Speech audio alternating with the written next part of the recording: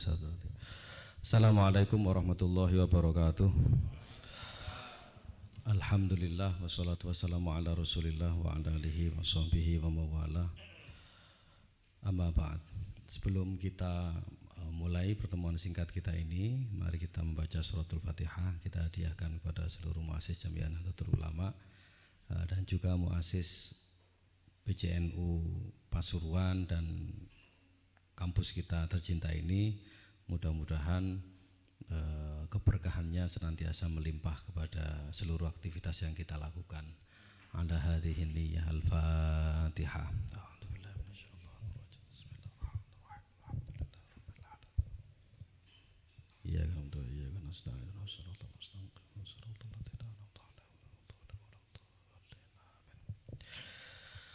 Terima kasih atas kesempatan yang diberikan.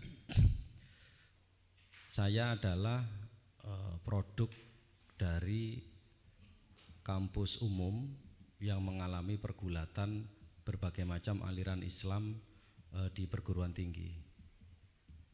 Kami yang tidak pernah dididik secara formal di NU terkaget-kaget ketika melihat teman-teman waktu itu ternyata sudah mempunyai misi yang sudah sangat dalam di organisasinya masing-masing. Apakah itu yang berlatar belakang Salafi, Wahabi, Syiah, NII, kalau yang tahun 98 pasti tahu itu NII, rame-ramenya NII, kemudian sampai dengan Jamaah Islamiyah. Pelaku bom bunuh diri di Surabaya, pelaku bom gereja yang satu keluarga itu, yang laki-laki SMA 5, kemudian yang perempuan adalah putra dari tokoh NU di Banyuwangi kalau tidak salah. Itu betul-betul memutar film, memutar peristiwa yang saya alami 20 tahun yang lalu ketika saya masih SMA dan SMP. Saya SMP sudah ketemu dengan HTI dalam pengkaderan-pengkaderannya yang dilakukan dipusatkan di Masjid Nurul Zaman UNER. Kemudian saya SMA sudah ketemu dengan anak-anak tarbiyah. Anak-anak tarbiyah ini yang menjadi cikal bakal PK kemudian sekarang menjadi PKS. Ketika saya di kampus, saya ketemu dengan berbagai macam aliran tadi. Nah, peristiwa pengeboman itu menarik karena ketika disampaikan oleh Densus 88, data mereka ini belum masuk. Jadi Densus ini sudah punya pemetaan kelompok-kelompok kajian yang semacam itu. Ada di mana saja, anggotanya berapa. Nah, pada saat bom meledak itu tidak terdeteksi. Masih butuh waktu kira-kira sehari lah mereka mengecek itu siapa dia ini. Lah ternyata ini adalah kelompok yang baru baiat. Kelompok yang baru baiat, kelompok anyar ini orang-orang baru, newcomer. Namanya kelompok baru dibaiat kan sih. Ini cara wong akad kan sih anget-angetin iki. Dia dibaiat untuk menjadi pengantin, ya, siap meledakkan diri bersama keluarganya sesuai dengan perintah pimpinan. Lah, militansi di kelompok sebelah itu sudah seperti itu. Lah kalau di yayasan-yayasan kita, organisasi kita, cuman dikongkon PKB gak gelem budal, mending dibom ae sekalian. Mending dibom ae sekalian, wis podo-podo gitu.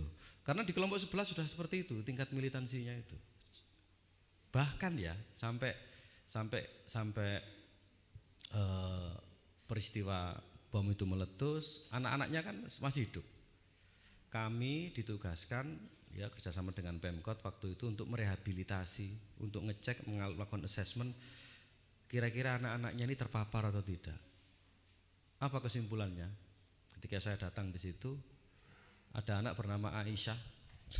Ini dia anak yang masih hidup di bom Polres. Yang orang tuanya meninggal, dia terlempar itu. Nah, itu namanya Aisyah. Tidak ada air mata yang keluar dari matanya dia, karena dia menganggap bahwa orang tuanya itu mati syahid. Orang tuanya mati syahid dan cita-citanya dia adalah dia ingin meneruskan, menggantikan perjuangan dari bapak dan ibunya. Kenapa bisa seperti itu? Karena setiap minggu disuguhi video pembunuhan, ya, penyembelihan yang dilakukan oleh ISIS, peristiwa kejahatan-kejahatan perang, suguhannya itu saja. Jadi saat anak kita seneng cendol dawet, seneng BTS, seneng Blackpink gitu, mereka itu disuguhi setiap hari. Jadi kita kemudian merekomendasikan pada Pak Polisi, Pak ini sudah jadi monster. Kalaupun dia mau dipondokkan, taruh di daerah terpencil dan betul-betul dicuci otaknya. Pertanyaannya adalah, berapa banyak yang sudah terkader seperti ini? Sehingga kami mau tidak mau ya berpacu dalam, bukan dalam melodi ya, berpacu dalam kaderisasi gitu, akeh-akehan golek wong, akeh-akehan menyelamatkan generasi muda. Karena perguruan tinggi negeri ternyata menjadi sasaran empuk kaderisasi ala mereka, dengan harapan ketika mereka menjadi orang besar, menjadi pegawai BUMN, menjadi ya kelas menengah begitu, mereka panen. Dan memang mereka panen. Di saat NU masih hohe itu, disuruh pengkaderan, penting dah pengkaderan itu, masih basul masail ya, mereka itu panen, Pak. Udah bener itu panen mereka. Dimulai dari kelompoknya siapa ini, Abu Bakar Basir, Nguruki, dia melakukan kaderisasi di Solo, kemudian Masjid Salman, kemudian di masjid-masjid kampus, mereka panen. Nah kalau kita ini tidak menggunakan tangan besi, tidak kemudian memaksa bahwa kita harus melakukan pengkaderan, maka ya 20 tahun lagi ya kita ya hohehe lagi gitu. Mereka itu hampir saja panen sebetulnya kemarin itu, hampir saja. Kalau dalam 2 kali pilpres itu mereka menang, kita nggak akan seperti ini. Jadi 2 kali pilpres itu kan gambarannya kan begini, kalau NU dilawan dengan yang non NU menang apa? Ternyata dalam 2 kali putaran pilpres tidak pernah kalah NU ini. Dan itu sekali lagi membuktikan bahwa NU ini tidak bisa diajak konfrontasi. Sebab kalau konfrontasi sama NU pasti kalah siapapun.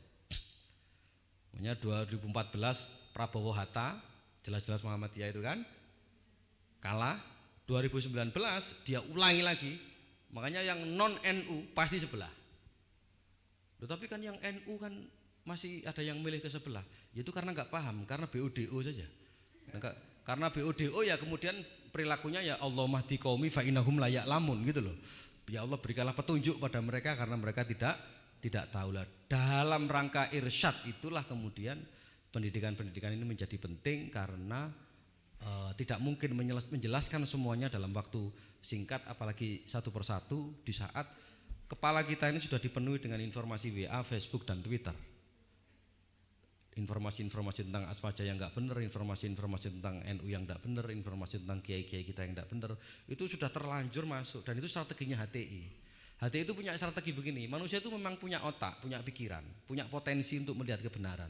Tapi yang menentukan adalah al-ma'lumatas sabiqah, informasi sebelumnya. Sama kayak pegawai baru masuk di sini dikasih tahu, iku rektorir atau enggak plek, iku itu mancep dengkene.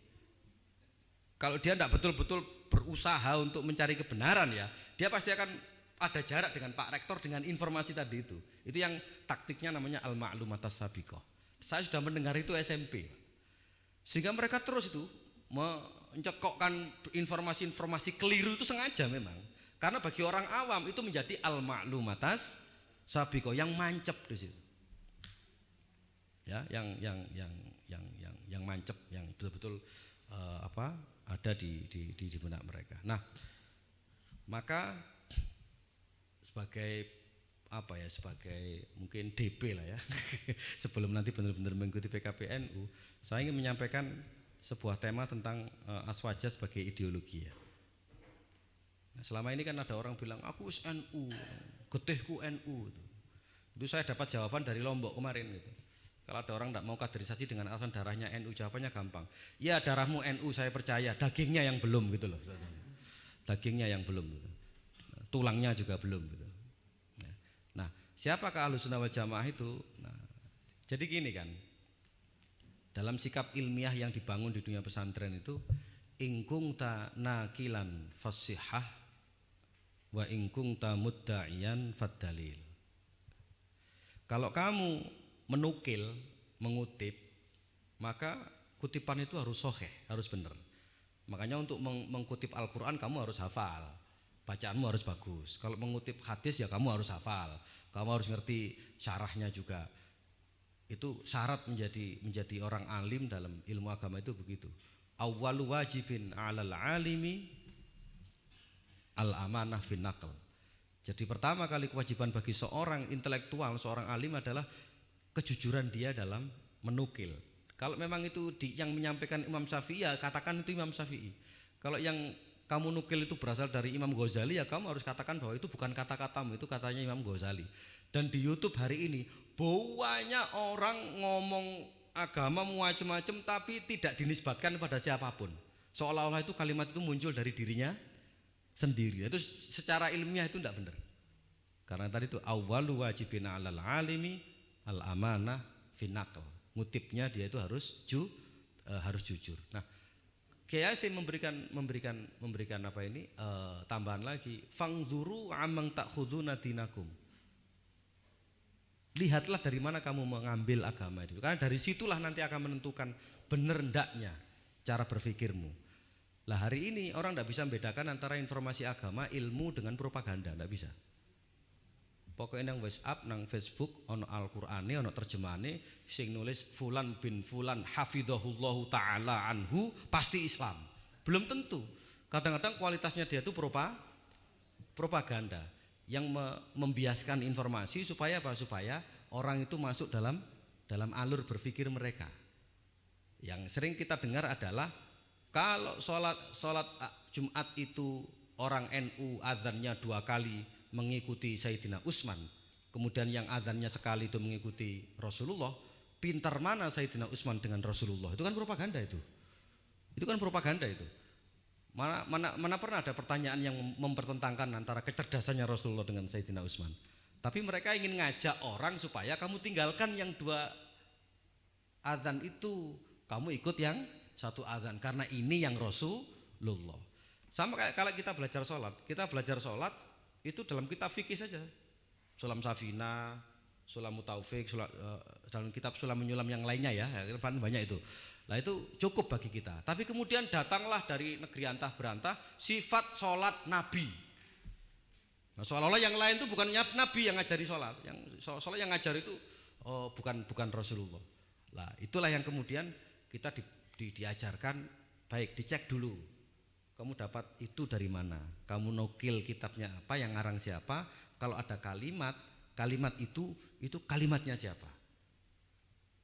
Ya ayyuhalladzina amanu in ja'akum fasikum binaba'in fatabayyanu. Lah sekali ini agak susah, tabayyun itu agak susah. Baca panjang-panjang, kopas dari grup sebelah. Dicek di grup sebelah, kopas dari grup sebelahnya lagi. Terus sampai kiamat itu muter terus itu. Karena apa? Tidak jelas siapa yang menulis. Narasi yang dibangun itu atas tulisan siapa.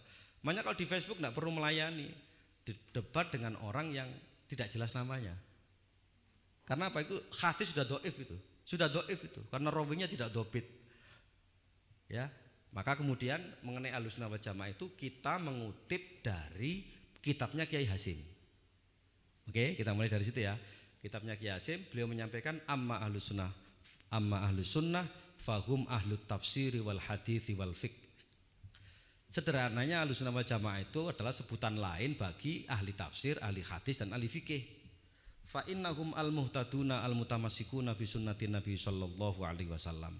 Karena mereka ini adalah orang-orang yang mendapatkan petunjuk, yang berpegang teguh kepada sunnahnya Rasulullah Muhammad sallallahu alaihi wasallam wal khulafa ba'dahu ar-rasyidin, dan juga pengganti dari Rasulullah sesudah Rasulullah meninggal yang mendapatkan petunjuk juga. Wahum, dan mereka adalah at-taifatun najiyah, kelompok yang selamat.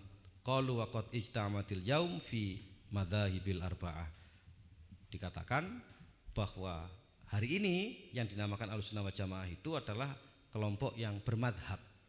Dia mengikuti salah satu dari 4 madhab, yaitu Al-Hanafiyun pengikut Imam Hanafi, Wasyafi'iyun pengikut Imam Syafi'i, Wal Malikiyun dan pengikut Imam Maliki, dan Wal Hambaliyun dan pengikut Imam Hambali. Kata kuncinya ini, wa man kana kharijan an hadhil arba'ah fi hadzal zaman fahuwa minal mubtadi'ah. Barang siapa yang keluar dari salah satu di antara 4 madhab ini, maka orang yang semacam itu sebetulnya adalah ahli bid'ah. Jadi pelaku bid'ah itu bukan orang yang yasinan, tahlilan, istighosah, tawasul, ziarah kubur, bukan. Tapi orang yang mengaku dari Al-Quran dia bisa mengeluarkan hukum sendiri, itu bid'ah itu, Pak. Orang yang ngaku mempunyai hukum sendiri itu bid'ah. Tidak pakai imam-imaman, lebih pintar mana Imam Syafi'i dengan Rasulullah, itu kan pertanyaan bodoh itu. Kayak katanya Gus Baha, kalau ketemu wong goblok, pertanyaan goblok ya gue cangkem elek ae kesuwen. Ya apa cangkem elek? Pinter mana Rasulullah dengan Sayyidina Umar? Gak ngerti aku. Kok iso gak ngerti? Biyen gak ono lomba cerdas cermat, Pak. Kan gak bisa diukur itu. Ya karena kacau sekali cara berpikirnya, itu kacau. Bahwa sahabat itu mengikuti Rasulullah, tabiin itu mengikuti sahabat, dan tabiin terus mengikuti. Makanya di dalam PKB itu ada bid'ah hasanah. Apa bid'ah hasanahnya itu? Yel-yelnya selain siapa kita NU, NKRI harga mati, Pancasila jaya, kemudian ada yang nambahkan bid'ah hasanahnya itu nderek kiai sampai mati. Lah nderek itu kan tabiin sebetulnya. Lebih tepatnya kan tabiin, mengikuti saja. Saya agak cepat. Nah, lalu kalau Ahlussunnah seperti itu, lalu NU apa? Nah, sekarang ini kan banyak NU menurut saya itu kan banyak. NU menurut saya, padahal Kiai Hasyim sudah sebagai organisasi sudah memberikan ketentuan tuh yang dinamakan NU itu seperti apa.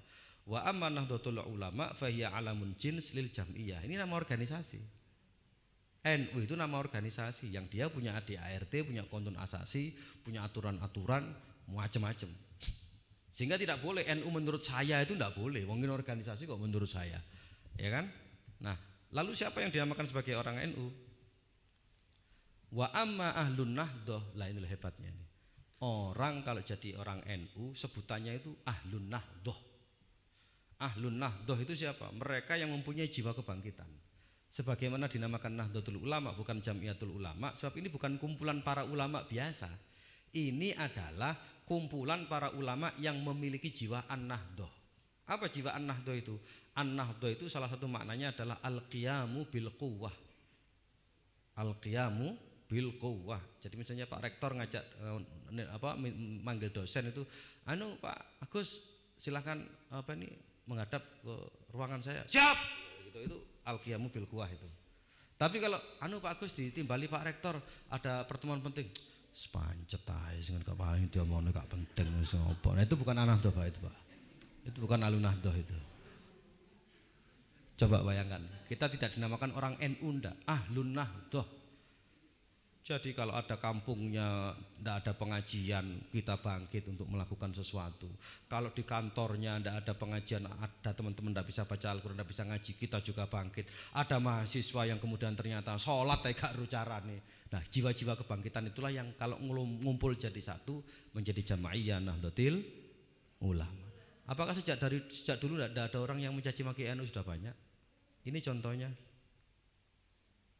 Waqad balagha adaduhum al-an nifan wa khamsina alfan. Jadi waktu itu ya, waktu kitab ini ditulis, umat orang NU itu jumlahnya hampir 50.000 orang. Maka diberi support, diberi motivasi sama Kiai Yasin. Wa haula, mereka yang 50.000 itu khusoma isyaikh liyaumil qiyamati indallahi ta'ala. Mereka nanti yang akan membalas caci maki Syekh Yasin Al-Pasurwani. Jadi di Pasuruan itu ada namanya Syekh Yasin, ngarang kitab namanya Nadhoman, ya, yang isinya itu mencaci maki NU. Pokoknya NU itu salah tok pokoknya guys. Sampai sekarang masih ada atau enggak? Masih, selalu ada. Namanya macam-macam. NU garis lurus, garis tegak, garis miring, garis lengkung, macam-macam namanya. Tapi intinya mereka selalu mencaci maki NU dari segala arah. Katanya Kiai Yasin, kalau orang NU diam saja enggak balas. Ya, orang itu diam saja tidak balas, dia akan tuntut itu di akhirat, di hari kiamat nanti. Dan itu lebih berat sebetulnya, terutama tuduhan-tuduhan yang tidak benar. Jadi ahlun nahdoh adalah alladzina yadkhuluna fi tilkal jam'iyah.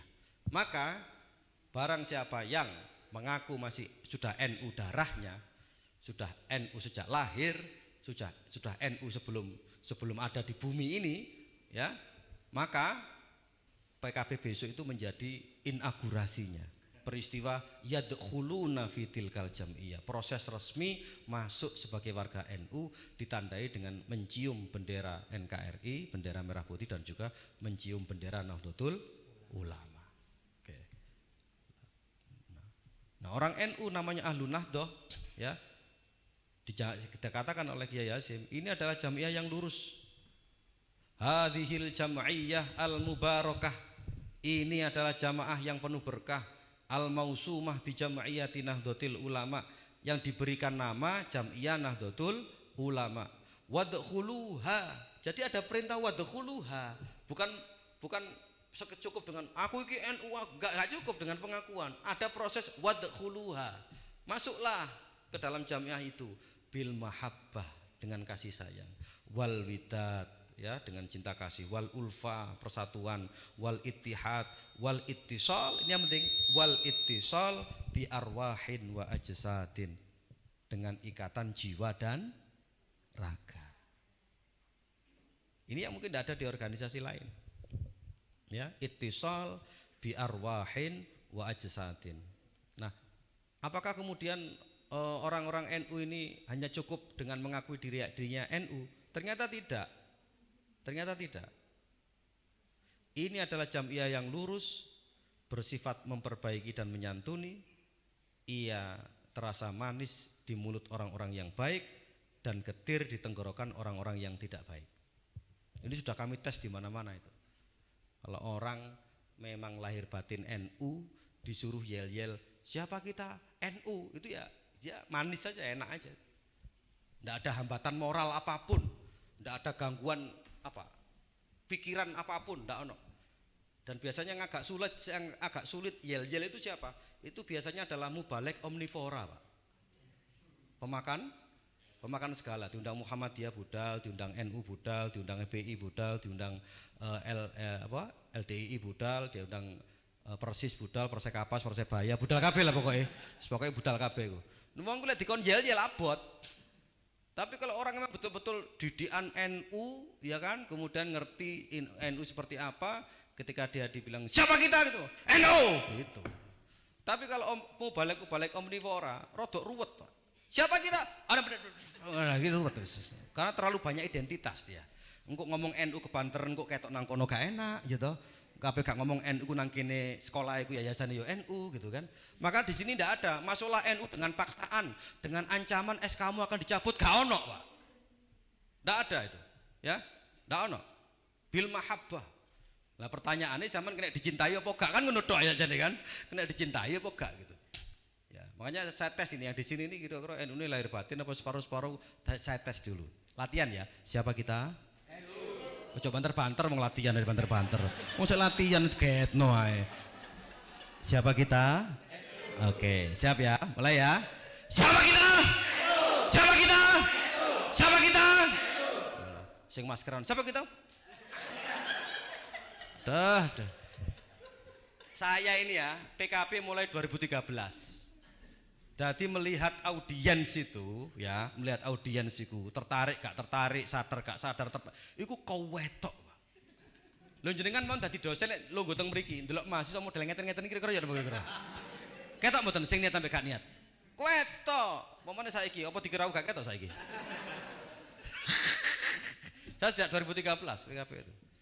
Dan di mana-mana orang itu kalau nggak nyaman dalam forum itu ada tanda-tandanya. Ada tanda-tandanya, tatapan matanya. Iki sih untung ketolong masker sih untung janji ketolong sih an. Coba gak maskeran, metode-metode tuh ketok kabeh pisan. Mencap. Ngene-ngene ketok pisan ketok. Sing paling parah iku apa nek gak cocok iku. Nguyuan biasane niku. Mohon maaf saya ke belakang, gitu. Nah, jadi kita ini diajak sama Kiai Hasyim. Maka yang kepingin ikut jadi santrinya Kiai Hasyim masuk. Bagaimana cara masuk? Wadkhuluha bil mahabbati wal widad wal ulfah wal ittihad wal ittisal bi arwahin wa ajsadin. Ayo mari. Jadi Pak Rektor timen ini ngajak sebetulnya. Sing wis NU ya wis alhamdulillah, sing durung ayo Bu. Marilah Anda semua dan segenap pengikut Anda. Jenengan iki masuk elek ngeten kan duwe pengikut toh? Masuk elek lah duwe pengikut masuk 5, masuk mek bojo tok kan pengikut niku.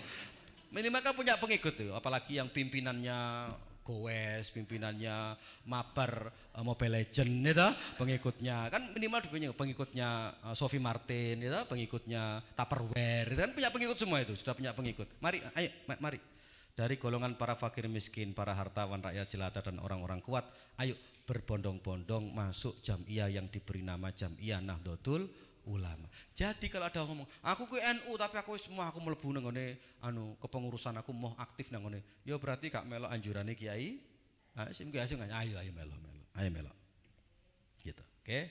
Selanjutnya nah, sebelum NU berdiri ada keadaan sebelum abad 21 dan sebelum dan sesudah ya. Digambarkan oleh Kiai Hasim dalam Risalah Ahlussunnah wal Jamaah bahwa 16, 17, 18, 19 itu umat Islam ini satu karakter. Teman supaya tahu Indonesia itu. Pada abad 16, 17, 18, 19 umat Islam di Indonesia itu satu karakter, satu mazhab. Metode pengambilan hukumnya sama, fikihnya mayoritas ngambil Imam Syafi'i, teologinya mengambil Imam Abdul Hasan Al-Asy'ari, dan tasawufnya mengambil Imam Ghazali. Apa outputnya? Saman cek, hampir semua pahlawan-pahlawan yang konsisten melakukan perlawanan terhadap penjajah itu lahir dari umat Islam yang seperti ini. Kenapa demikian? Katanya Kiai Wahid Hasim dalam biografinya, beliau mengutip, qalat innal muluka idza dakhalu qaryatan afsaduha wa ja'alu a'izzata ahliha adillah wa kadzalika yaf'alun. Jadi semangat perlawanan yang ditanam oleh Wali Songo kepada kepada murid-muridnya sampai kemudian pada Pangeran Diponegoro itu adalah semangat anti penjajahan. Otomatis Islam yang model begini ini yang paling tidak suka siapa waktu itu? Penjajah. Yang paling tidak suka waktu itu adalah penjajah. Nah, baru kemudian muncul berbagai aliran yang silang pendapat, yang menyatakan ini bid'ah, ini syirik, ini kafir, ini dan sebagainya. Itu baru muncul. Untuk merespon itu salah satunya adalah lahirlah NU. Apa tujuannya? Li tauhidi sufufil ulama, untuk mempersatukan barisan para ulama, meneruskan sanad perjuangan ulama terdahulu, wabil khusus adalah Pangeran Diponegoro. Jadi tidak ada istilah santrinya Wali Songo kemudian acuh terhadap lingkungan, itu tidak ada. Tidak ada. DNA kita tidak begitu. DNA-nya kiai-kiai kita tidak begitu. Nah, selain muncul NU juga muncul organisasi Islam non NU. Dikutip oleh Kiai Hasim, ada juga yang mengikuti pemikiran Muhammad Abduh, Rasyid Ridho, Muhammad bin Abdul Wahab, Ibnul Qayyim Al-Jauzi. Disebut itu. Mereka mengharamkan yang disunahkan kaum muslimin dan selalu menyalahi pendapat kelompok yang lain. Nah, munculnya organisasi ini adalah bagian dari strategi Belanda. Satu, mencegah umat Islam untuk memahami kemurnian agama Islam dan melestarikan gambaran Islam yang jelek. Dua, mengusahakan perpecahan dan pertentangan di antara umat Islam. Oke.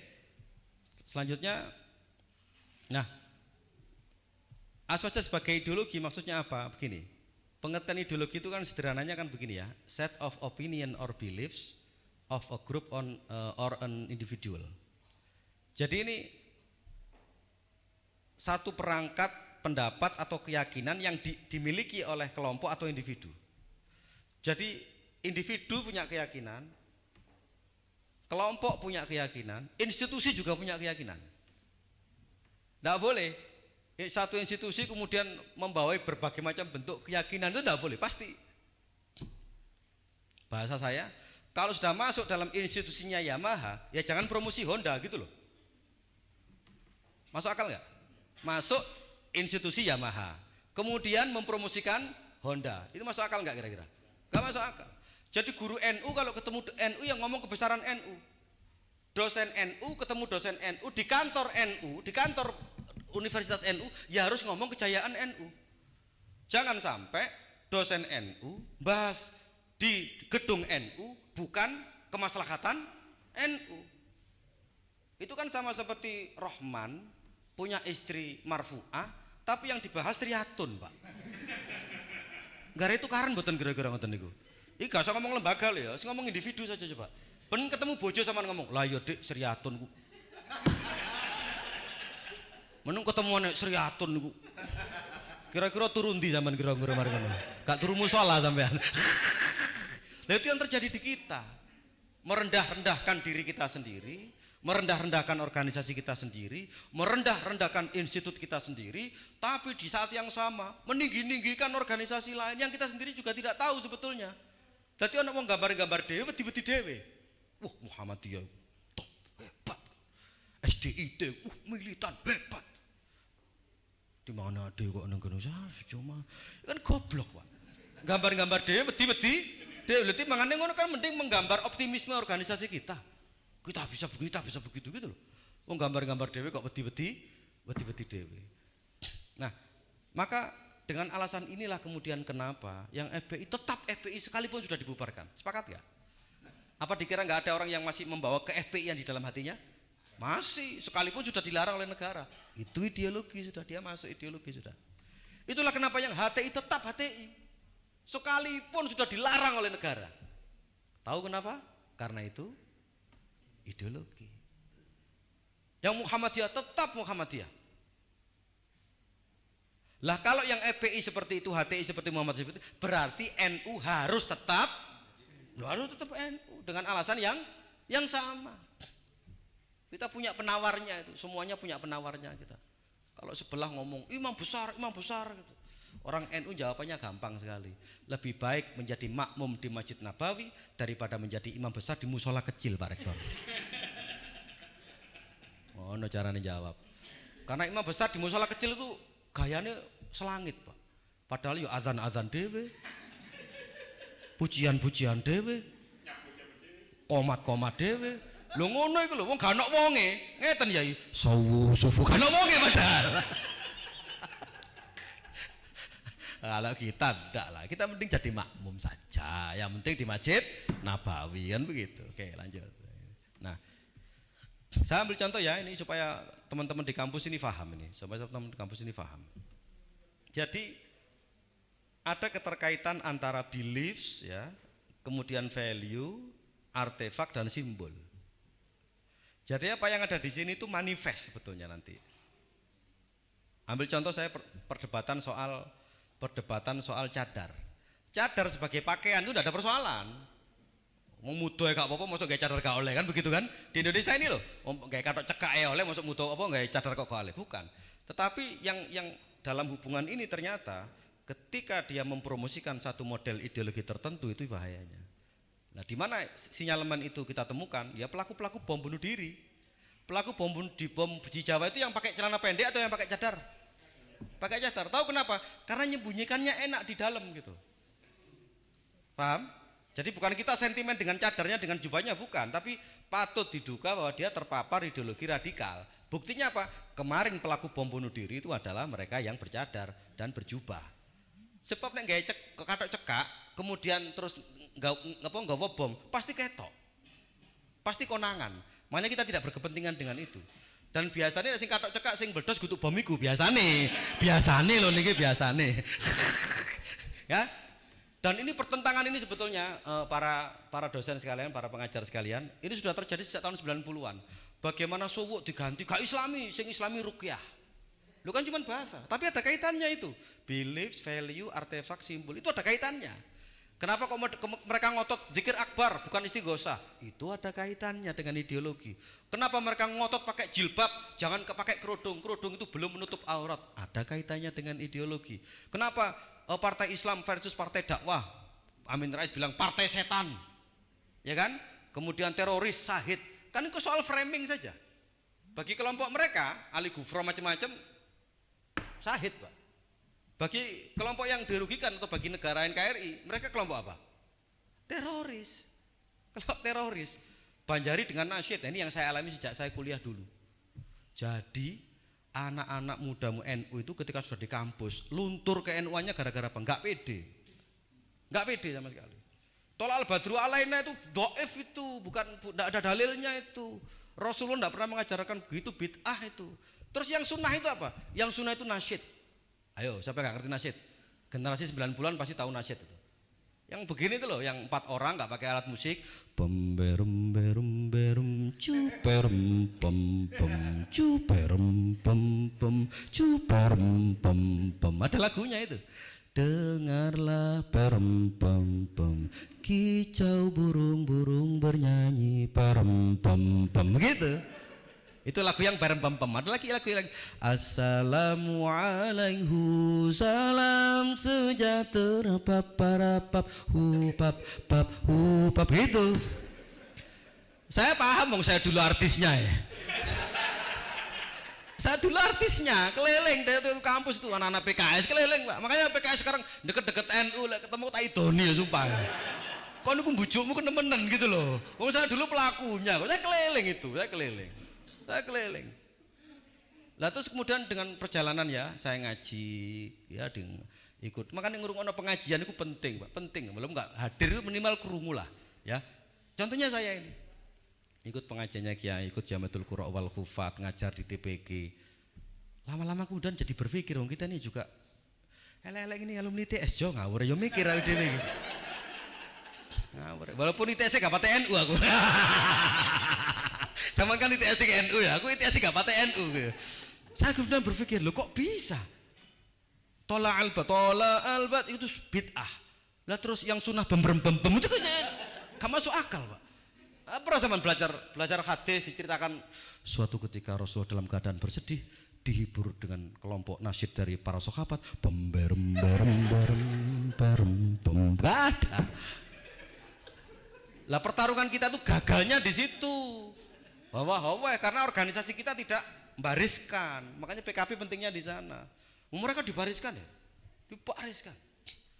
Lalu saya punya teman di Pangkalan Bun, anaknya itu masih belum SD mungkin. Lu minum Milo itu enggak mau. Enggak usah beli itu, Pak. Itu Yahudi. Jenenge Pak Lie gak hafal, Yahudi yang ngerti deh. Anak kecil. Ternyata apa? Terpapar waktu SD, waktu apa? TK itu loh. Mereka gila-gilaan kalau melakukan pengkaderan massal itu. Makanya ini ya, kalau kampus ini tidak berani mengambil langkah untuk melakukan ideologisasi, maka ya siap-siap kita gigit jari 20 tahun lagi. Siap-siap gigit jari. Mau ketemu alumni-alumni tempe bongkrek gitu ya. Alumni-alumni yang kemudian mempermalukan apa ini? Kampusnya sendiri. Saya ditandangi saiki ya getun lah, pasti nanti kita akan menyesal. Nah, contoh ya, ini untuk menjelaskan apa yang terjadi di Nahdlatul Ulama. Tak lewati lah sing angel-angel nggih, awan-awan angel-angel gak ngantuk ya. Belief or assumption, beliefs, sebuah ide atau pemikiran yang diyakini sebagai sebuah kebenaran. Nah, jenengan nanti akan kalau begitu masuk di NU pasti akan ada seperangkat hal yang itu orang NU menganggap itu benar. Contoh, keharusan bermadhab. Itu bagi orang NU wis pasti paham. Oh iya, wis kudu melok madhab. Ojo dicampur-campur ae. Karena kita ngaji kita ya dari semua aspek itu tertib, Pak. Mulai membaca Al-Quran, mentafsirkannya, melakukannya, itu kita semua tertib, Pak. Contoh ya, misalnya saya baca Al-Quran begini. A'udzu billahi minasyaitonir rajim. Bismillahirrahmanirrahim. Itu lagunya lagu apa?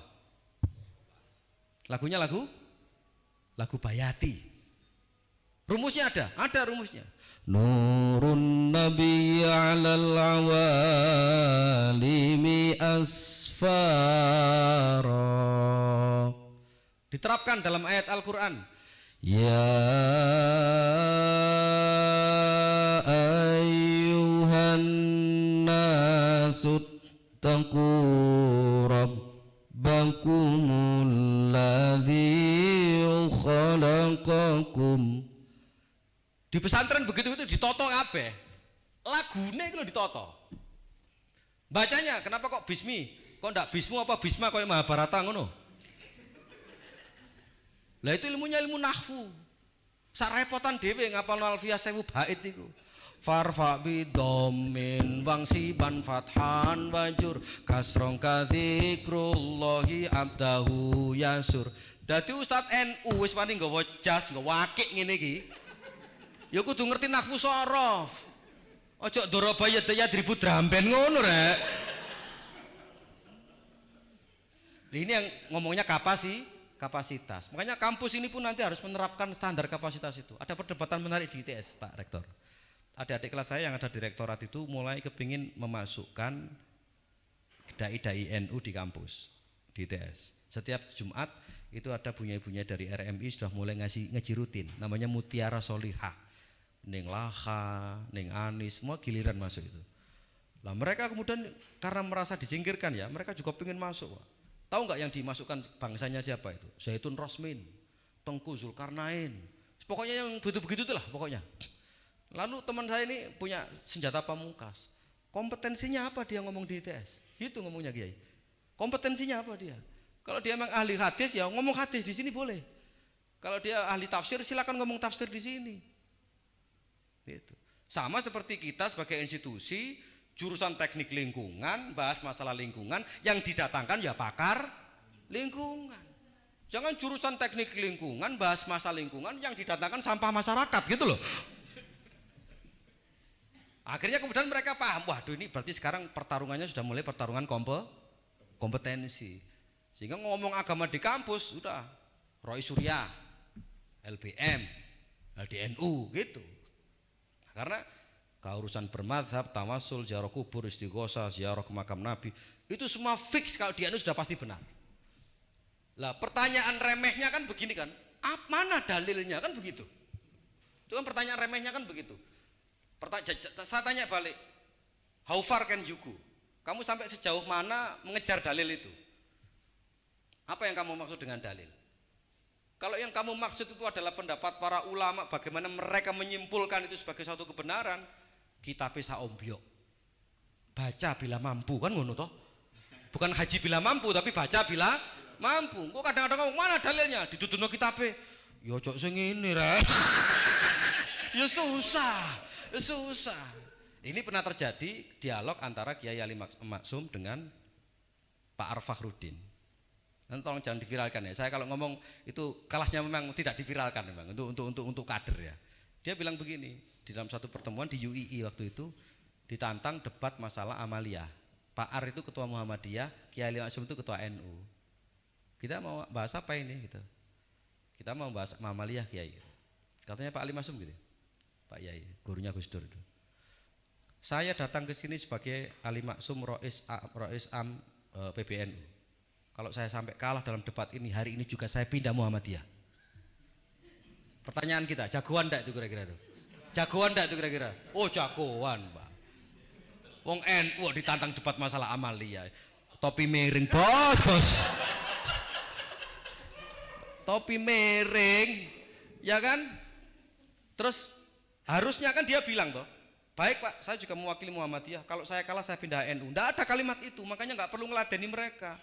Karena apa? Mereka itu kalau kalah debat cari bahan lain gitu loh, cari materi lain, kan nggak ada habisnya. Harusnya kan ngakui. Apa yang terjadi? Baik, kita bahas masalah apa? Tarawih 20 rakaat. Marojeknya apa? Fathul Mu'in. Yang kuning atau yang terjemahan? Ya karena banyak mahasiswa yang terjemahan aja Kiai. Baik, yang terjemahkan siapa? Dibaca Dr. Andes As'ad Ali, kui murid kui santri kui. Selesai mboten Yai? Selesai. Lah bagi yang merasa tidak cukup dengan penjelasan ini, ya kon maca kitab dhewe.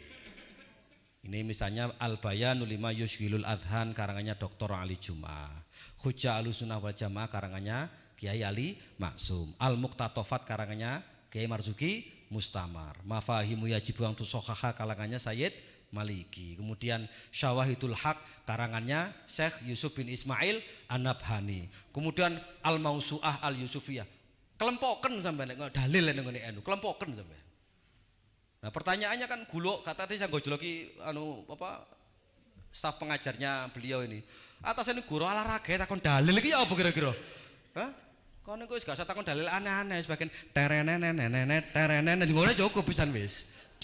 Kecuali kalau memang serius ya, harus serius. Belajar nahwu, belajar sorof, talaki, ngaji, trungokno. Itu ya wa irsyadi ustadzin wa tuli zamani. Lah kita ini kan enggak, kita ini kan wa irsyadu Facebookin, wa irsyadu Twitterin, wa irsyadu YouTubein, ya toh? Wa tuli zamani, makanya ngacor ndengklu. Wah ngene kan.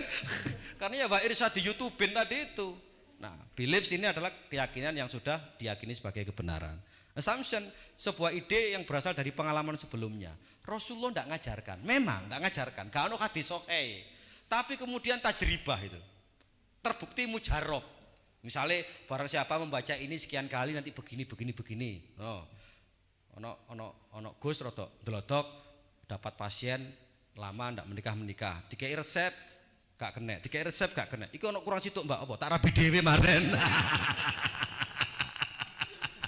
Iku delodok gitu. Lah itu dapatnya dari mana? Sanad keilmuan, ijazah amalia, khizib, wirid, wifik, metode dakwah wali songo. Itu barang ndak ada zaman Rasulullah, tapi kemudian terbukti efektif. Kitabnya wis maca Khazinatul Asrar, Nujumuz Zahirah, Al Fawaidul Mukhtarah, yang dua terakhir karangannya Habib Zain bin Smith. Ini contohnya. Doa untuk memahami ilmu, mengamalkannya dan tidak gampang melupakannya. Ini saya ambil dari kitab Fawaidul Mukhtarah. Allahumma inni as'aluka fahman nabiyyin wa khifdzal mursalin wa ilhamal malaikatil muqarrabin. Allahumma aghnini bil ilm wa zayyinni bil hilm wa akrimni bit taqwa wa jammilni bil afiyah ya arhamar rahimin. Itu kalau orang NU, santri NU dikei ijazah ini langsung dilakoni. Tapi nek kudu NU itu tidak pernah diajarkan oleh Rasulullah Muhammad sallallahu alaihi wasallam. Gini pembetan? Makanya saya menyatakan dengan penuh kepercayaan diri bahwa kemerdekaan Indonesia ini campur tangannya Islam Aswaja. Apa buktinya? Bambu runcing itu disowok. Yang nyowok namanya Kiai Subeki Parakan. Bagaimana nyowoknya? Allahumma ya hafidhu, Allahu ya hafidhu, Allahu Akbar. Dilakoni yakin, balik menang. NU tau berarti? Aswaja tau berarti? Coba kalau enggak Aswaja, gegeran sampai Kiai ini. Mohon maaf Kiai, itu adalah doa bid'ah. Kullu bid'atin dhalalah wa kullu dhalalatin finnar. Kasih tau perang eker-ekeran. Jadi dalam riwayat itu Kiai saya Tagil Sirab itu saya tahu sendiri. Makanya kalau meriwayatkan berarti mutasil. Itu cerita di depan kantor NU Surabaya. Jadi leluhurnya dulu kalau ketemu dengan pesawat-pesawatnya Belanda apa itu tinggal begini aja. Bihaqi Rasulillah itu jatuh pesawat itu. Coba bareng-bareng kali gue lah. Baris ngajeng gitu. Ono pesawat sweet. Bihaqi Rasulillah. Pesawatnya pancet. Bluk. Pramugari loro lugur, Pak. Dah, sangel-angel loh kayak sini arah-arah iki sangel loh kayak. Value attitudes lihat nih. Dari value dan attitudes are comprised of three components: emotion, behaviors, and thought. Lihat ini.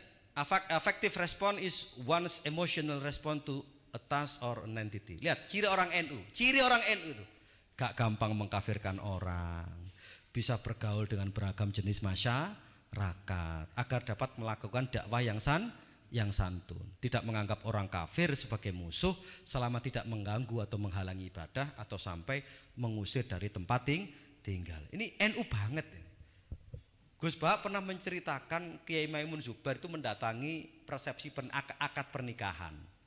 Kan biasa tau nek akad berarti kan bagian tungo, bagian khutbah nikah kan begitu. Tapi tahu sendiri kan orang Indonesia itu at that moment ning sebelah penyanyi dangdute make upan. Kiai ini lewat, penyanyi dangdute make upan di kamar sebelah. Sebab mari akad langsung resepsi. Lah apakah kemudian Kiai Maimun pulang gara-gara itu? Enggak. Ternyata apa yang dipegang? Kalau pelaksanaan syariat itu hanya bisa diambil 10%-nya, yaitu 10% itu kita pertahankan. Jangan sampai akad nikahnya menjadi tidak sah.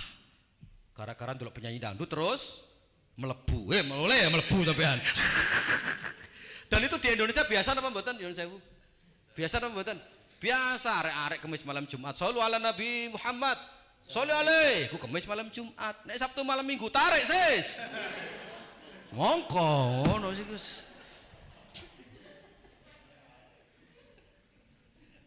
Lagi kita itu biasa gitu. Saya masih ingat anaknya guru saya itu jualan buku agama gitu, jual buku-buku lah, buku poster apa. Di daerah Doli. Beli juz amma. Terus dibungkus gitu ya. nggak dibungkus diberikan gitu. Tahu nggak siapa ini PSK-nya tadi itu bilang apa coba? Anu mas teman bungkus mas. Aku durung jinabat. Lo berarti ngerti hukum ini berarti. PSK ngerti jinabat. Ya Allah ya Rabbi. Duh kiai-kiai kita itu begitu. Yang duruna ilal ummah bi'ainir rahmah. Melihat orang itu dengan pandangan kasih sayang. Gak NU ngamuan itu gak. Yang kedua behavior. Verbal or behavioral tendency to a task or entity. Ciri orang NU tidak menggunakan kata-kata kasar dalam berdakwah, lucu, menyenangkan, santai dan husnudzon itu yang penting. Lihat orang itu loh husnudzon. Semarah-marahnya orang NU samanya Maher At-Twailibi, pernah kita maki-maki dia ketika sudah meninggal? Semarah-marahnya orang NU dengan Sukino yang MTA itu, Majelis Tafsir Al-Quran tanpa kitab tafsir itu. Begitu meninggal yo innalillahi wa inna ilaihi rajiun. Tapi sama dengan Kak, sampai hari ini ada orang ngomong Gus Dur buta mata buta hati. Masih ada enggak? Masih ada. Kulaane nang dia kuruh. Kalimat itu sudah saya dengarkan sejak saya kuliah. Ya lampi ini arah PKS itu. Makanya ketika Habib Rizik bilang Gus Dur buta mata buta hati, langsung saya tingdung anil mar'ila tas'al wasal angkorini fa innal korina bil muqarrani ya ketadi. Oh berarti ki wis koncoan iki wis jagongan wis sepakat. Makanya kemudian sekarang ketika FPI dibubarkan siapa sing belani paling nemen? PKS. Lanjut the cognitive evaluation or entity. Cognitive evaluation of the entity, gayanya orang NU sembarang gak dipikir dewe Pak, ditakokno Pak.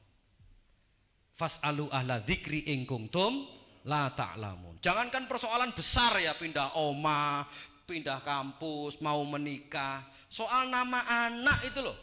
Tanya kiai kalau dulu zaman dulu. Gimana pembuatan? Nah kalau zaman kita kan koleksi buku 1001 nama Islami. Gimana pembuatan? Itu perbedaannya itu sebetulnya sudah geser. Kognitif sistemnya sudah bergeser. Wis mulai melok-melok guduk santri. Nek santri ku takon. Saya ingat anak saya yang kedua itu sampai hampir 1 bulan gak ada namanya.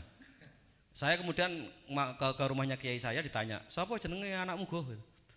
Tasik dereng wonten, Bah. Ya apa angel tang golek jeneng. Duka niki kok dereng kepanggih mawon. Kon doleno nang kuburan nek jeneng nang kono. Deloken situ aku pilihin sing cocok gitu saja. Saya teng gitu ya Allah gitu. Kognitif sistem kita ini sudah kacau sudah. Darani NU KNU, darani Muhammadiyah Kak Muhammadiyah. Kalau NU itu sederhana, fas'alu ahla dzikri in kuntum la ta'lamun. Penetapan awal Ramadan, akhir Ramadan, dengkek dhewe apa pasrah? Ayo, dengkek dhewe apa pasrah? Pasrah. Wis monggo. Mungkin nek kula sing melok dengkek ning pantai malah ketok liyane tambahan kan.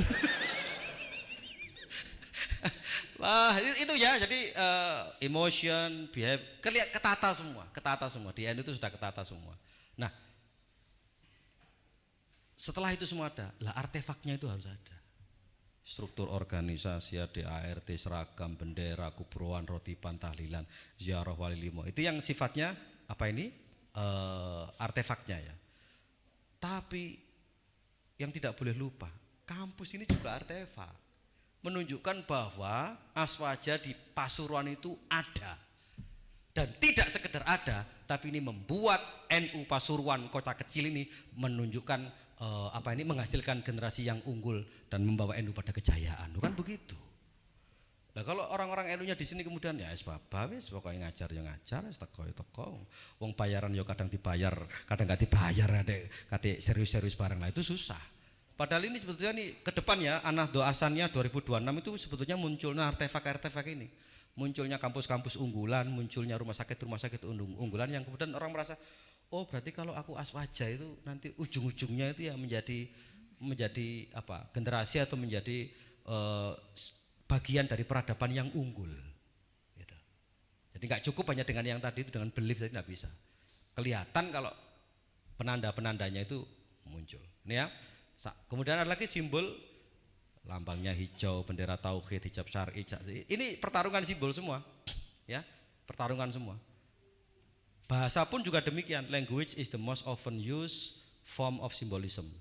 Kalau NU jelas kiai, ngaji, NKRI harga mati.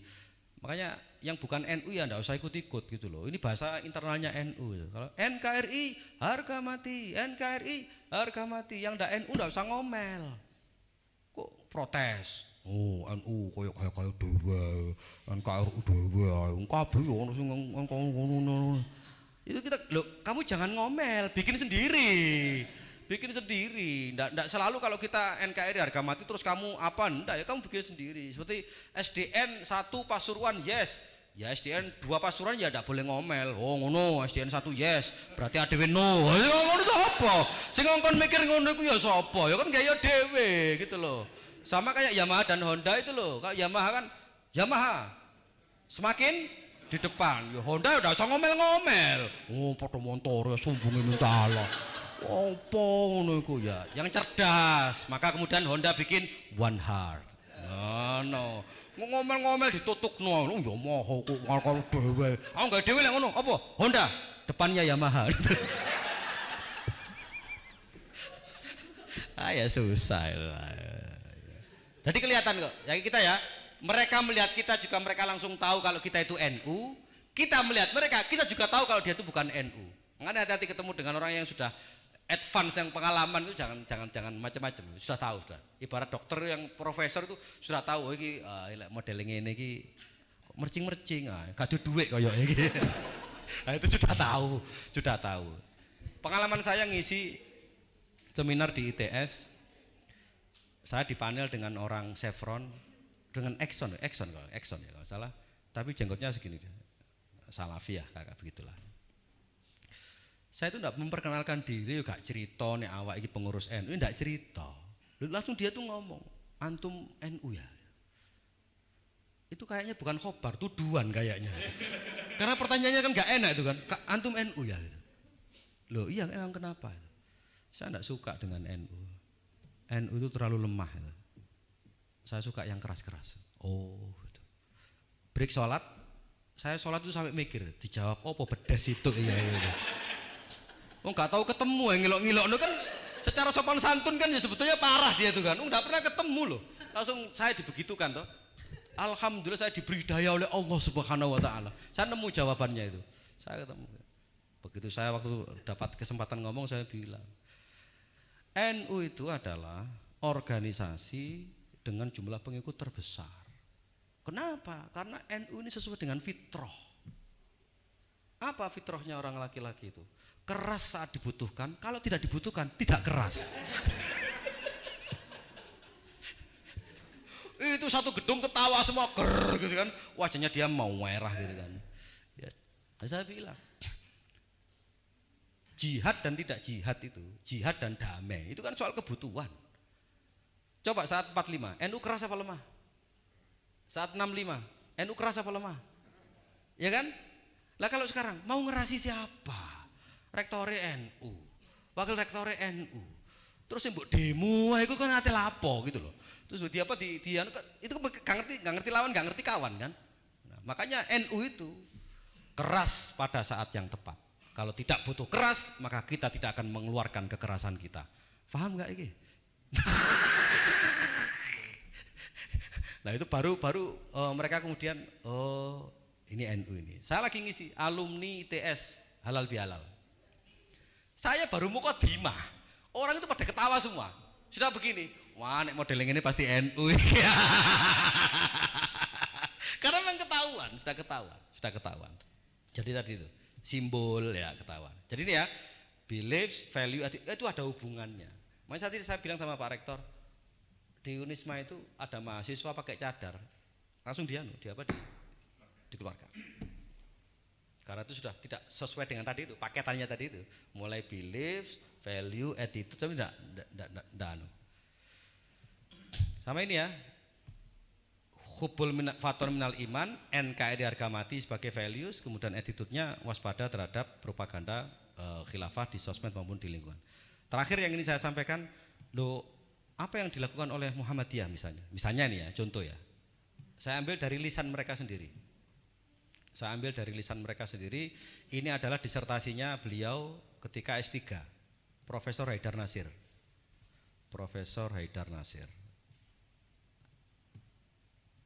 Ini ya, oke. Gerakan Islam Syariat Reproduksi Salafiyah Ideologis di Indonesia. Beliau ngamati secara intelektual, ngamati apa yang terjadi di Indonesia. Lihat nih, saya langsung ke kesimpulannya aja ya. Intisari disertasi beliau adalah pertama, gerakan Islam Syariat ini muncul dengan militan karena dorongan keyakinan dan faham keagamaan yang ingin mencetak ulang tipe ideal zaman Nabi secara harfiah dan formal. Yang kedua, gerakan Islam Syariat karena memiliki keyakinan yang kuat terhadap tentang syariah Islam, menampilkan corak Islam yang serba harfiah, formalistik dan doktriner. Yang ketiga, gerakan Islam Syariat yang bercorak salafiyah ideologis berbeda dengan arus utama yang lain. Kalimat kata kuncinya berbeda. Kemudian yang keempat, mereka muncul secara terorganisir. Itu hasil disertasi. Manifestasinya apa? Memperjuangkan kembali Piagam Jakarta. Ini isu yang diusung FPI. Masih ingat? 7 kata itu loh. Kemudian beralih ke legislasi syariat dan pembentukan otonomi khusus di sejumlah daerah yang terbukti cukup berhasil. Ini isunya PKS. Masih ingat? Sepeda motor laki-laki tidak boleh parkir di sebelah sepeda motor perempuan. Karena kalau fiction bersebelahan dengan Scoopy nanti akan terjadi hal-hal yang diinginkan. Nanti akan melahirkan sepeda motor kecil.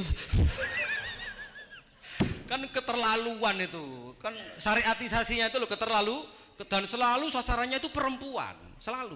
Di Aceh perempuan tidak boleh ngangkang. Itu urusannya apa urusannya? Polisi syariat hanya menertibkan perempuan tidak boleh ngangkang ketika naik sepeda motor. Itu mengatasnamakan syariat Islam itu maksud saya. Masa ya begitu? Tapi orang tuh seneng gitu. Seneng. Isu-isu begitu tuh seneng. Yang terbaru ini, yang terbaru. Tenaga kesehatan laki-laki ngedusi jenazah perempuan di saat jumlah tenaga kerja kesehatan perempuan itu juga terbatas. Mereka ini kan kalau bahasa orang Surabaya, mereka ini kan tidak sound system mereka ini. Tidak sound system. Pasien harus dirawat perempuan, tapi mereka melarang perempuan keluar rumah. Lo kan gak nyambung. Nyambung gak? Lagi, mereka itu sangat terkenal tidak sound system. Ketika rame-rame Nisa Sabian, saya tidak bahas sekarang yang dia sedang berselingkuh itu loh ya. Saya bahas dulu itu loh, lagi rame-ramenya itu loh. Bapak seneng gak dengan Nisa Sabian? Suaranya kan enak toh. Jangankan dia melantunkan sholawat, dehem tok itu enak. Ngono tok lho enak. Apa meneh sholawatan? Ngoten bareng to. Mana yang jomblo-jomblo kalau cari istri yang kayak begitu itu. Jadi, Dek, beras entek, Dek.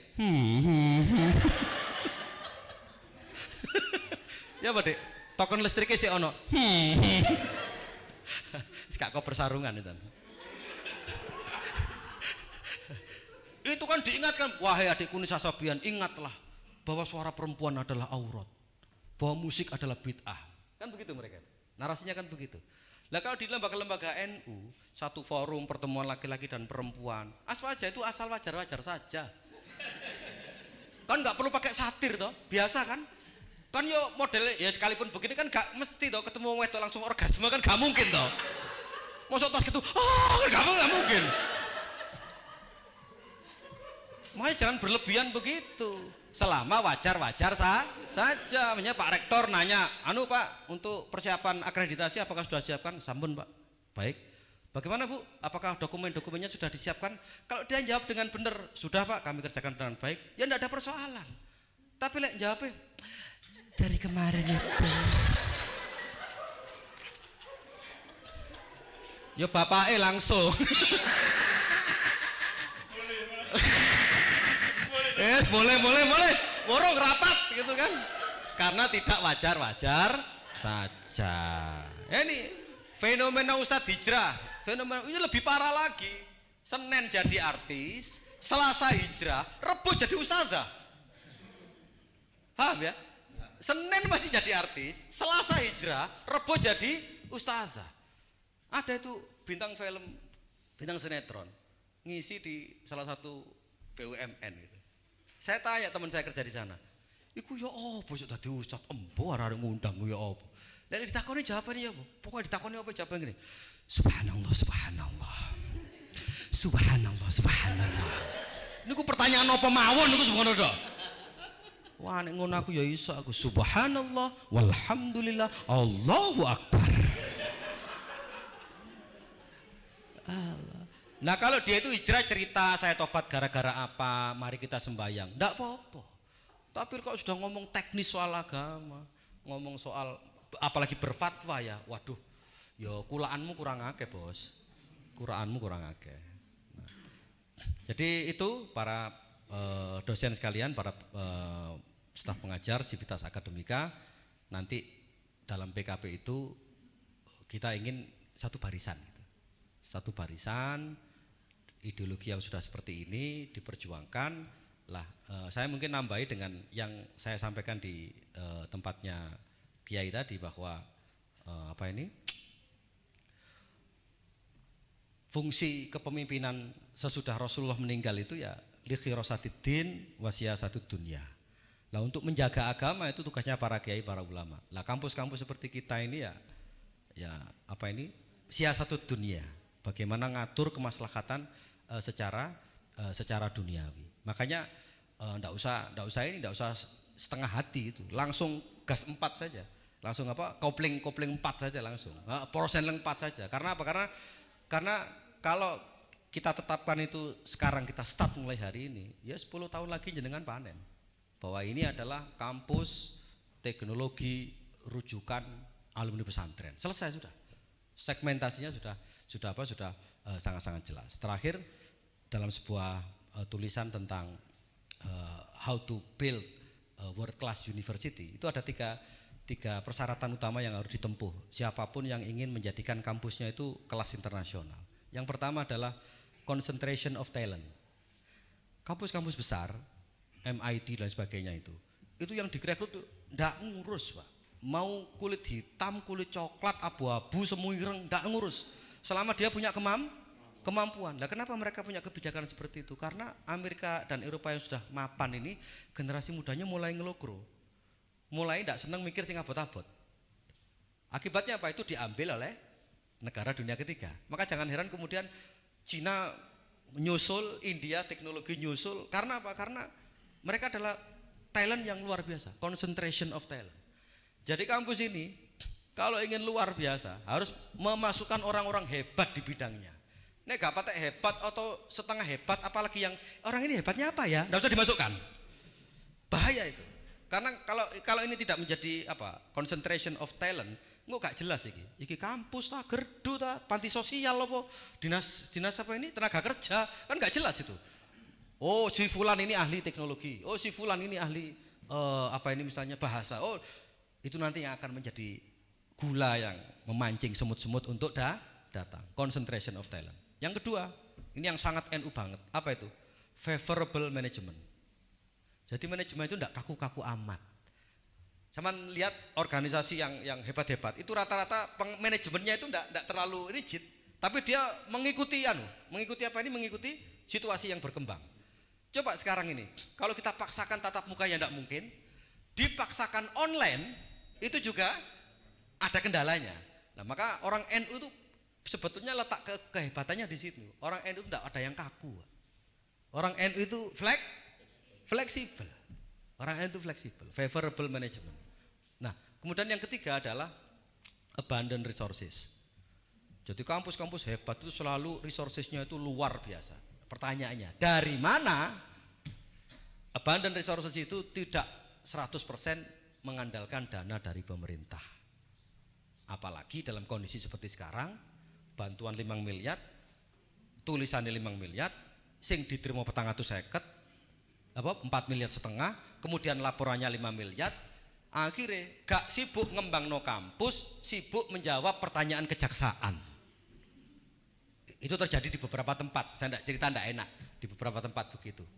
Nah, lalu bagaimana dari mana dananya itu bisa berkembang pesat? Ternyata apa? Kampus ini membangun keunggulan-keunggulan yang kemudian itu dijual, dikerjasamakan dengan pihak lain dan itu mempunyai nilai profit. Itu jualannya kampus itu di situ. Saya bikin produk ini, saya punya penelitian ini, saya punya solusi ini, saya punya karya ini, yang itu kemudian dijual, dibeli oleh apakah itu pemerintah, apakah itu lembaga swasta dan lain sebagainya.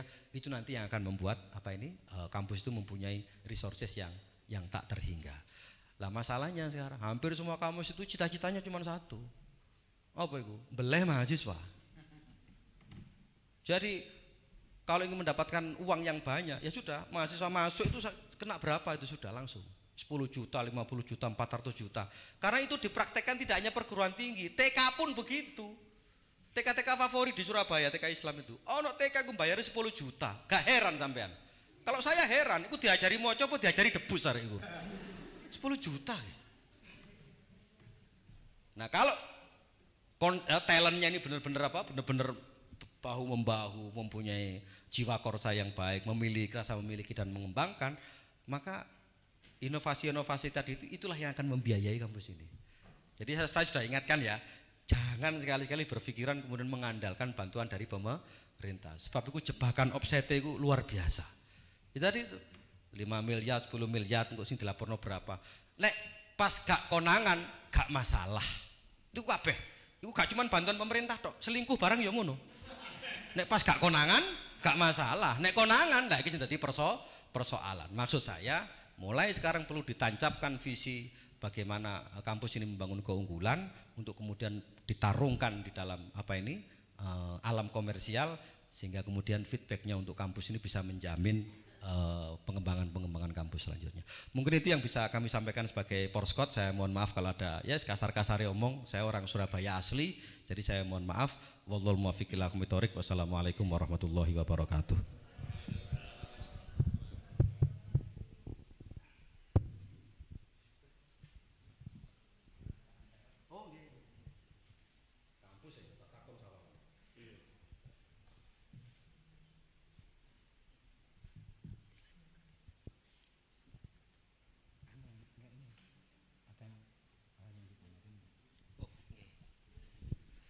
Terima kasih atas wawasan ke-NU-an dari beliau. Selanjutnya mungkin dari beberapa audiens, dari Bapak Ibu dosen maupun tenaga kependidikan yang hadir, yang ingin memperdalam, mendialogkan tentang Ahlus Sunnah wal Jamaah Nahdiyah terutama di sini, dipersilahkan untuk menanyakan. Monggo. Nggih.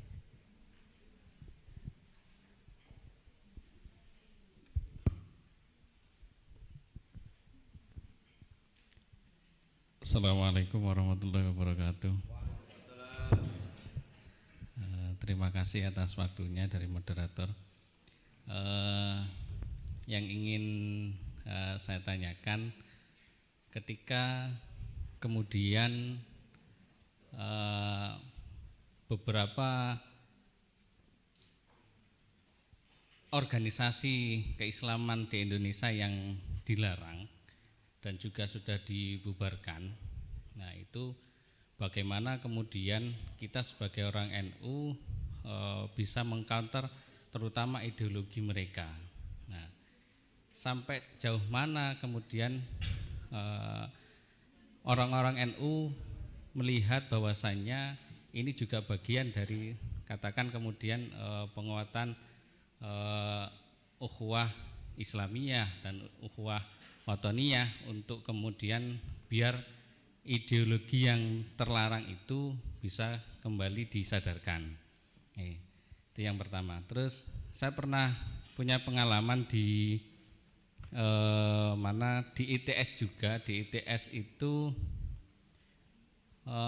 ada kampus namanya Sekolah Tinggi Agama Islam Lukman Al-Hakim. Hidayatullah. Nah, itu di waktu itu 2008 kalau tidak salah, saya pernah belajar di sana. Belajar karena memang ada tawaran beasiswa waktu itu di kampus itu, beasiswa penuh ya, memang beasiswa penuh. Jadi masuk ke sana, terus kemudian lihat bahwasanya di style itu sudah cukup modern waktu itu di 2007-2008. Nah ini kita di NU mungkin masih terlalu jauh untuk mengaca di saat itu. Nah mungkin sekarang ini baru kemudian ada kampus-kampus NU yang mengupayakan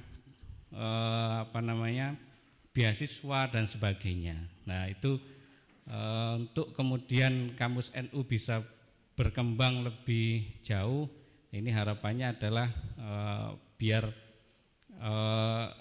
ya ada harapan itu di kampus NU. Baik, itu yang saya tanyakan. Terima kasih. Wassalamualaikum warahmatullahi wabarakatuh. Soal ini ya, menyadarkan kelompok-kelompok yang selama ini dianggap berseberangan atau dilarang dengan pemerintah. Kiai-kiai NU itu apa ya, kalau bahasanya orang Jawa itu gak kurang-kurang. Contoh yang terbaru, Ustadz Abdul Somad diterima di PW, tahu ya? Diterima di PWNU Jawa Timur. Sudah tahu beritanya? Nah,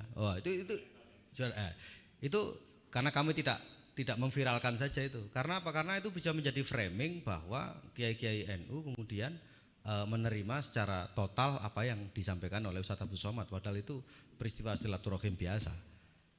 Padahal di dalam pidato-pidatonya satu, Ustadz Abdul Somad itu pro terhadap ide khilafah, videonya ada. Kemudian yang kedua pro terhadap PKS, ya videonya juga ada. Dan tiga, pro terhadap cara organisasi FPI itu dijalankan. Nah, yang terjadi adalah antara proses penyadaran itu dengan pertarungan narasi di luar itu yang kadang-kadang membuat upaya penyadaran itu jadi tidak tekan gon. Ya, nggak tekan gon. Contoh ya, misalnya dialog antara Ustadz Idrus Romli dengan Ustadz Firanda. Itu kan dalam rangka itu. Wajadilhum billati hiya ahsan. Tapi coba video yang sama di grup WA yang berbeda, framingnya itu berbeda. Jari sing salafi, lihat singa aswajah bertekuk lutut, padahal gak nekuk-nekuk nemen lututnya padahal. Tapi orang diwacanakan begitu. Sebaliknya yang aswajah, wah dedengkotnya Wahabi, kehabisan kata-kata. Ya sudah, nggak jadi saling menyadarkan, saling beradu argumentasi yang benar. Yang jadi adalah adu narasi, adu buzzer. Nah itu yang kita kadang-kadang ya mudah-mudahan nanti ketemulah titik-titik ini ketemu. Karena kalau kita baca manaqib ulama-ulama terdahulu, orang sekeras apapun terhadap apapun itu ketemu jalan baliknya, itu ketemu. Salah satunya adalah Ibnu Hirzihim dalam Ta'riful Ahya bi Fadhailil Ihya menceritakan tentang Ibnu Hirzihim yang membakar kitab Ihya Ulumuddin. Ibnu Hirzihim itu sangat populer waktu itu. Sekarang ini kayak Adi Hidayat lah kira-kira. Followernya banyak lah kira-kira pokoknya. Dia ngajak orang untuk bakar kitab Ihya karena itu banyak berisi hadis dhaif. Apa yang terjadi? Kemis malam Jumat dibakar, Jumatnya dia mimpi ketemu Rasulullah bersama dengan Imam Ghazali, bersama dengan para sahabat. Dan ketika ketemu itu Imam Ghazali menuntut, saya minta kehormatan saya dikembalikan ini karena sudah menjelek-jelekkan nama saya. Kalau memang yang saya tulis dalam kitab Ihya ini banyak kesalahannya, saya tobat seketika. Langsung dibaca, disampaikan ke Sayyidina Abu Bakar, sampaikan, wah no masalah, Habib. Dipukulkan itu. Karena ini termasuk karomah, sampai meninggal dunia, bangun tidur sampai meninggal dunia, bekas pukulannya itu ada di tubuhnya Ibnu Hirzihim. Karena beliau saat itu tobat dari ingkar terhadap karyanya Imam Ghazali. Jadi kita sudah percaya aja deh, itu kita percaya ada mekanisme itu ada, kita percaya. Kok misalnya orang-orang yang sekarang berseberangan dengan NU, keras terhadap NU, saya yakin siapapun itu, apalagi kelompok-kelompok yang mengaku habaib, kelompok pasti nanti diingatkan sendiri sama siapa? Sama mbah-mbahnya sendiri, sama datuknya sendiri. Saya sudah praktek. Ketika 212 itu mau bikin acara, sebelum 212 itu, saya datang ke Jakarta, ada urusan, saya mampir ke niki lho. Makam Habib sinten niku? Kuitang. Saya mampir di Kuitang. Saya di situ berdoa dengan serius, saya bilang begini, bahasa Indonesia. Beb, Putumu beb garai rame beb. Tolong diingatkan yang bersangkutan ini. Kiai-kiai tidak mampu. Kiai-kiai ini kita tidak mampu mengingatkan. Nah, akhirnya kemudian ketemu proses-proses itu. Nah, cara berpikir begini nih, para peserta sekalian, ya ini NU banget.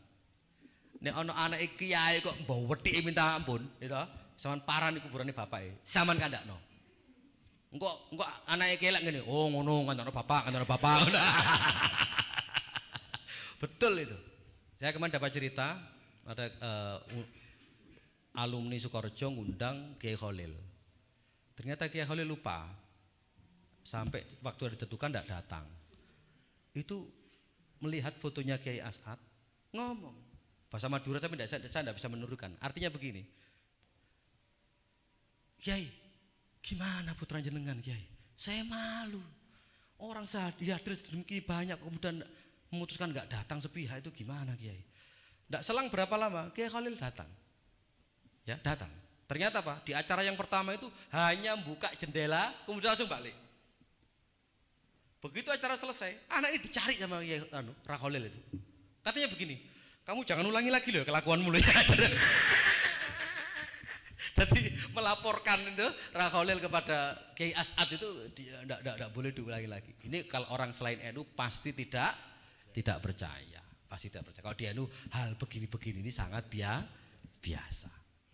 Jadi itu yang soal menyadarkan FPI, yang soal Hidayatullah, ya saya tahu lah, saya di TS lama ya. Yang jelas yang kita kejar sebetulnya bukan sekedar modernisasinya, ya yang kita kejar sebetulnya bukan itu, yakin bukan itu, bukan LCD-nya, bukan videotronnya, bukan. Tapi yang kita kejar adalah bagaimana kita punya konten, ya, yang itu betul-betul menunjukkan keunggulan warga NU dibandingkan dengan yang lain. Kita tidak layak merasa lebih dari mereka gara-gara LCD yang kita juga tidak produksi. Kita tidak layak merasa hebat dari mereka dengan videotron yang kita juga tinggal beli gitu loh.